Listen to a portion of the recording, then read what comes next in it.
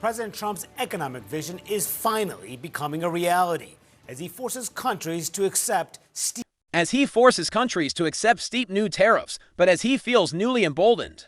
The president is also lashing out when things don't go his way. In just the last few days, he fired a government statistician when job numbers came in weak and demanded the Fed chair resign.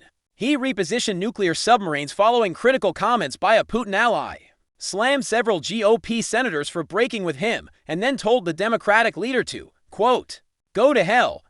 Now, this weekend, news has emerged that the administration is probing the former special counsel who previously pursued charges against Trump himself. It all underscores Trump's unprecedented use of executive power and his impulsive responses to crises both at home and abroad. There's a lot to unpack this morning with my excellent panel, including CNN's Jeff Cellini, Tia Mitchell of the Atlanta Journal-Constitution, CNN's Aaron Blake, and the Wall Street Journal's Olivia Beavers. Nice to see you all this morning. Trump is angry, or at least, he was yesterday. His anger is often discussed because it drives much of his decision-making. It can be impulsive, volatile, and when he's angry, it's important to take note. Just look at what he said about Chuck Schumer yesterday. This came during a dispute with the Senate Democratic leader over confirming his nominees. Democrats were slow-walking them. Trump demanded the Senate stay in session, but he didn't get what he wanted. So, Trump sent his nominees home for recess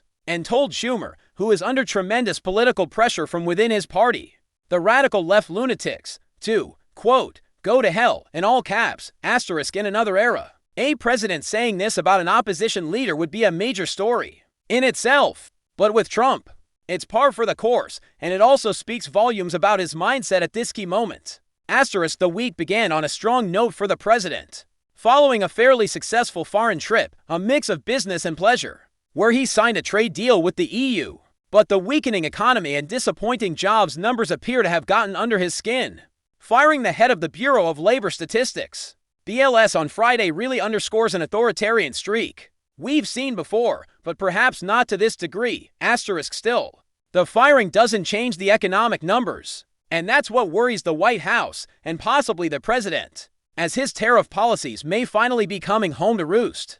The May and June job revisions infuriated him. He reportedly asked, "Who puts these numbers together?" They told him she was a Biden appointee, but one confirmed by the U.S. Senate, with a vote of 86-8, a nearly unprecedented level of bipartisan support. J.D. Vance and Marco Rubio both voted for her. But firing her does nothing to address the underlying issues in the economy. Where are the manufacturing jobs? Virtually none were added in July. Most gains came from the health and social services sectors. That's a worrisome sign. The firing of this official sends a clear message to the rest of the government. Even if statistics or data are accurate, but don't align with the president's narrative, you could be on the chopping block. Trump claims the data is rigged, yet there's no evidence to support that.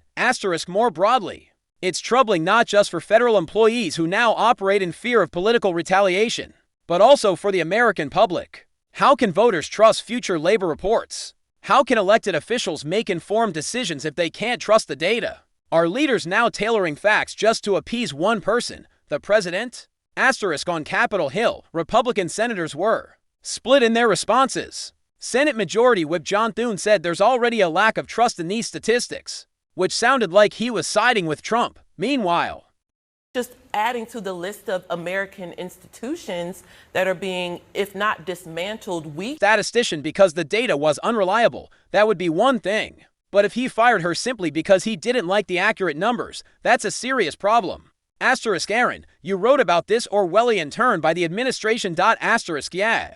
And I think it's pretty remarkable. After Trump takes such actions, we often see people around him putting forward justifications that are more polished than what Trump actually says. When interviewed about the firing, Trump openly admitted he didn't like the numbers, plain and simple. Our colleague Daniel Dale fact-checked the president's claim that there was a major downward revision after the 2024 election. In truth, that revision came to months before the election.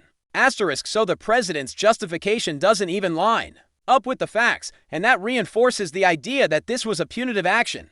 That Lummis quote is significant, and so are concerns raised by Senators Rand Paul and Tom Tillis. They're essentially saying, maybe the president can do this, But maybe he shouldn't. Asterisk if we're talking about motivation. Remember, Trump ran on the economy. He told swing voters that Biden's economy was hurting them and that he would fix it. If his own numbers begin to look bad and he can't turn things around, that spells political danger for him. That's why you see him lashing out at Powell, the Fed chair. Asterisk we are entering a new chapter of Trump's second term. Congress is going into recess and we're 7 months in now. His tariff policies are entering full effect. He threatened new tariffs starting Friday, and they're expected to kick in on August 7th across a wide range of sectors. Asterisk people will start to feel the impact. Prices have already increased from May to June, and now major retailers are threatening further hikes. That will have a political cost, especially if consumers feel the pinch. Asterisk look. Every president gets bad jobs reports.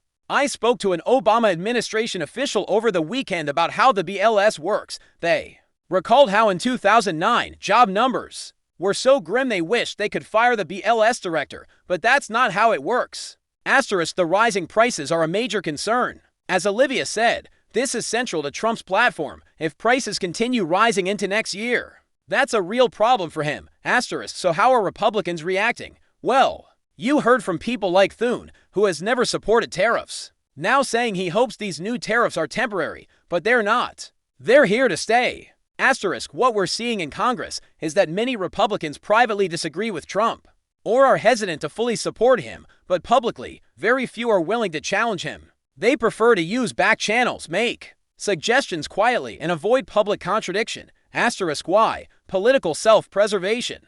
Fear of the base. Some also genuinely believe Trump was elected on this message and deserves the space to follow through. Asterisk but the results aren't there yet. And privately, many are growing increasingly concerned, even if they're not saying so publicly. Asterisk another unresolved issue involves Trump's handling of the Jeffrey Epstein matter.